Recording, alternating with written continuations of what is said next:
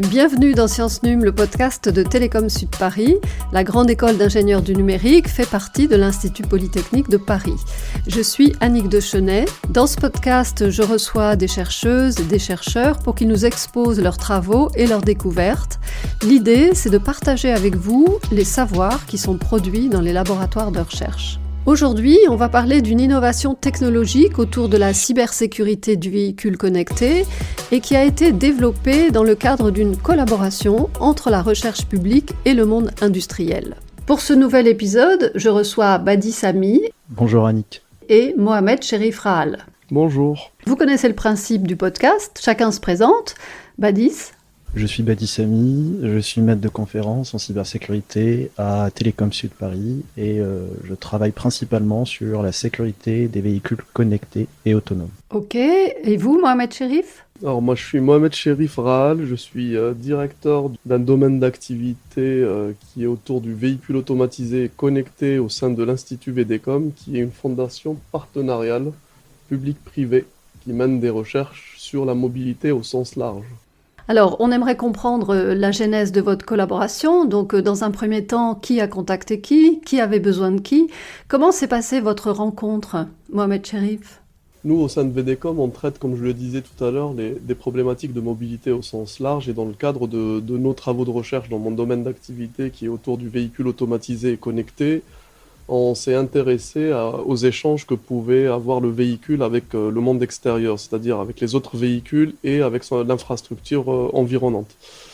Et dans ce cadre-là, on a avancé sur un certain nombre de sujets techniques et même scientifiques, et on s'est aperçu, en arrivant au bout de nos recherches, qu'il nous manquait une brique essentielle qui était celle de la cybersécurité qui protégeait les données des usagers, du véhicule lui-même et en dehors du véhicule, et la fiabilité des données transférées entre le véhicule et l'infrastructure.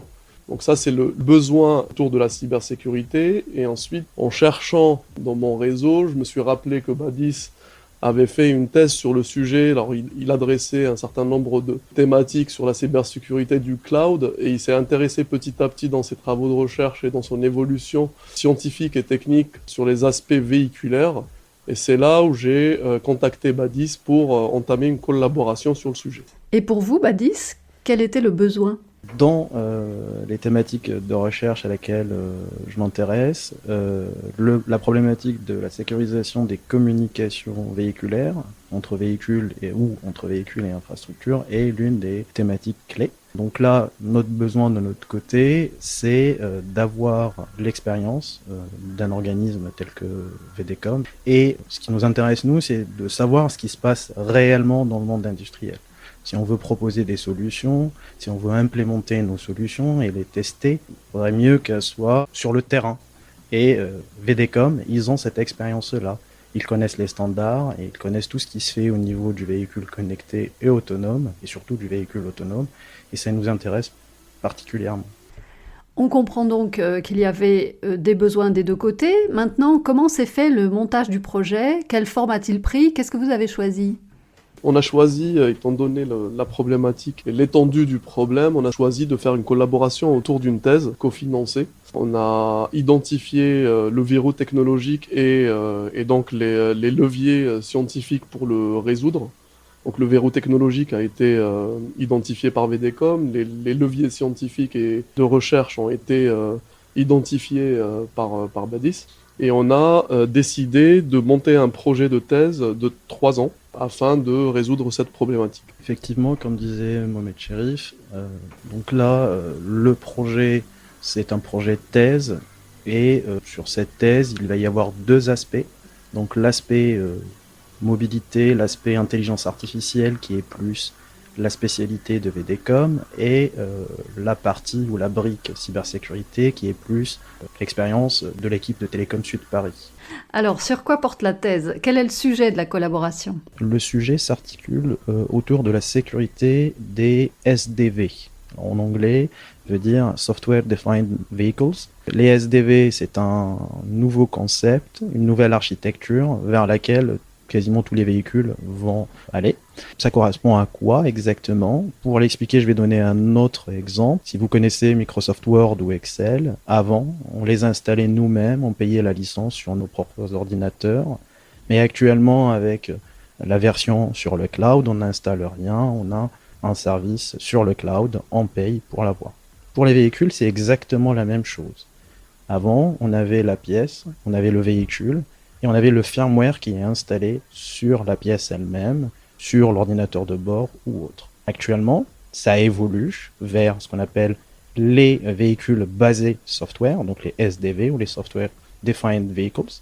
Et ce concept, c'est qu'au lieu d'avoir un véhicule rigide qu'on peut pas vraiment faire évoluer, parce que pour faire évoluer un ancien véhicule, il faudrait remplacer la pièce ou bien enlever l'ancienne pièce, flasher un nouveau firmware et la remettre. Actuellement, tout se fait via le cloud. Donc le véhicule, il va recevoir des sortes de mises à jour et cette mise à jour va mettre à jour, va modifier le fonctionnement de la pièce, du firmware et ainsi de suite.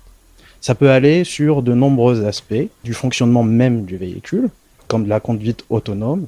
Il y a eu une nouvelle mise à jour, le véhicule va avoir une meilleure efficacité ou un meilleur algorithme pour décider des routes, décider de la conduite autonome, comme ça peut être juste pour ce qu'on appelle l'infotainment, les usagers, les enfants derrière, qui vont avoir des applications, des jeux vidéo et ainsi de suite.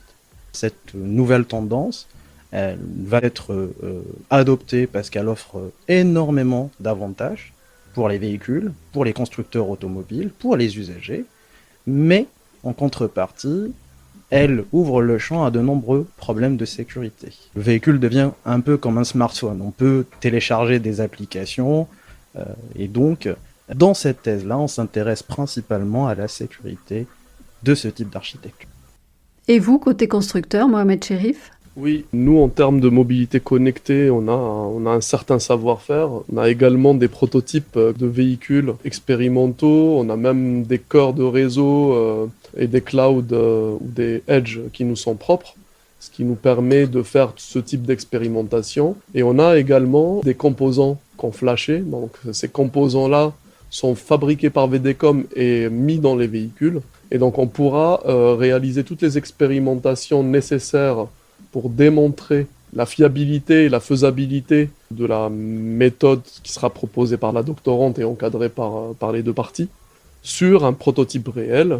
Donc on va faire une preuve de concept qu'on démontrera et qu'on publiera sous forme scientifique. Donc il y aura même des démonstrations physiques qui seront autour de ce travail-là, ce qui poussera la recherche vers l'industrie et ce qui montrera un objet industriel réel, physique, qui tourne avec ces algorithmes-là et ces méthodes-là. Et ça nous permet de pousser à un autre niveau nos résultats, nos expériences, d'avoir des jeux de données réels et ainsi de suite. Ça nous fait sortir un peu de la recherche purement théorique, sans application sur un produit réel. Et il y a un bénéfice aussi pour vous chez VDCom, Mohamed Cherif. De notre côté, on a beaucoup de travaux sur la connectivité véhicule infrastructure, sur la partie software embarqué dans le véhicule. Et on a identifié la brique manquante ou les chaînons manquants pour que ces prototypes-là ou ces outils-là sortent sur la route, c'est comment sécuriser les données qui transitent de ou vers le véhicule et s'assurer que la donnée ne va pas venir mettre en péril le fonctionnement global du véhicule. Et cette fonctionnalité-là, c'est la cybersécurité, et on ne l'avait pas du tout. On a déjà travaillé auparavant sur la détection d'intrusion, la détection de faux messages, mais aller jusqu'à une typologie de messages qui rentre à l'intérieur du véhicule, on ne l'a jamais fait et on l'a jamais abordé auparavant.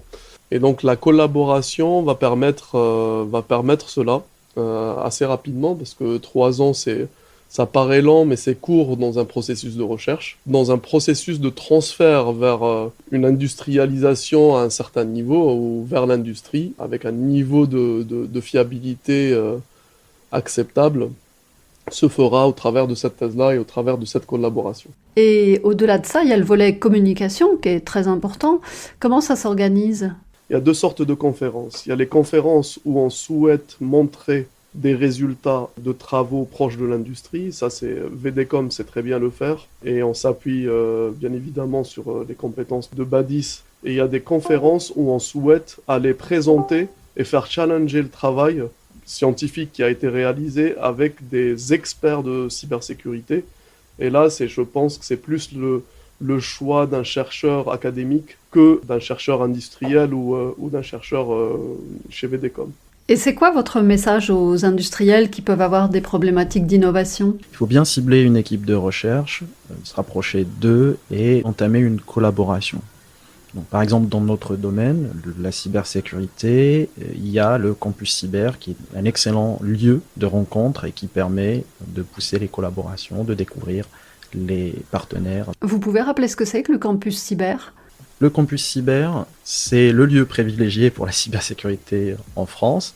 Alors, il a été créé suite à l'initiative du président de la République et le but, c'est d'avoir un lieu où il va y avoir des industriels qui travaillent dans le domaine de la cybersécurité, des chercheurs et des académiques. Donc là, il y a certaines écoles d'ingénieurs qui travaillent dans le domaine de la cybersécurité, énormément d'entreprises nationales et internationales qui travaillent dans le domaine de la cybersécurité et des chercheurs qui travaillent dans le domaine de la cybersécurité aussi. Et le but, c'est que tous ces acteurs-là travaillent dans un seul endroit et qu'ils profitent les uns des expériences des autres. Donc l'information, elle va véhiculer beaucoup plus facilement entre ces différents acteurs. Finalement, qu'est-ce que vous pourriez dire de la collaboration industrie-laboratoire de recherche publique ? Pour nous, c'est très bénéfique parce que ça donne une autre dimension à la qualité de la recherche. Ça nous permet de faire des implémentations sur le terrain, de faire des tests, des validations et ça donne une autre dimension aux résultats, à la recherche qu'on produit. Moi, je dirais que ce type de collaboration, en fait, apporte le chaînon manquant entre l'industrie et la recherche fondamentale ou la recherche académique, dans la mesure où on rapproche les chercheurs académiques des réalités du terrain et on essaye d'expliquer les grandes théories scientifiques de la recherche académique à des ingénieurs ou à des chercheurs de l'industrie. Merci à nos deux invités, Badis Sami et Mohamed Cherif Rahal, d'avoir accepté de participer à cet entretien. Vous nous avez expliqué comment deux mondes qui semblent éloignés l'un de l'autre peuvent nouer des relations de partenariat pour faire avancer la recherche et l'innovation. Ce podcast Sciences Nulles que vous venez d'écouter est soutenu depuis maintenant 3 ans par le Carnot Télécom et Société Numérique. Vous pouvez retrouver tous les épisodes précédents sur vos plateformes d'écoute préférées. À bientôt pour un prochain épisode.